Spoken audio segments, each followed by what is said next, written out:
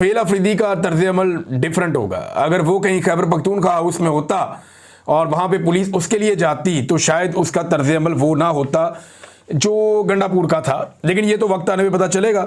अभी फ़िलहाल ये खबर आई और उसके बाद काफ़ी बेचैनी पैदा हुई, लेकिन फिर सोशल मीडिया के ऊपर चीज़ें आने से पता चला कि नहीं, मामला ऐसे नहीं है। नाज़रीन, दूसरी इंपॉर्टेंट बात जो है वो 27वीं आईनी तरमीम ही है। देखें, दो चीज़ें हैं। ये नवंबर का महीना, एक तो आर्मी चीफ की एक्सटेंशन होगी और आर्मी चीफ की एक्सटेंशन 2 साल की होगी, 3 साल की होगी या 5 साल की होगी, इसके बारे में अभी तक कोई क्लैरिटी नहीं है।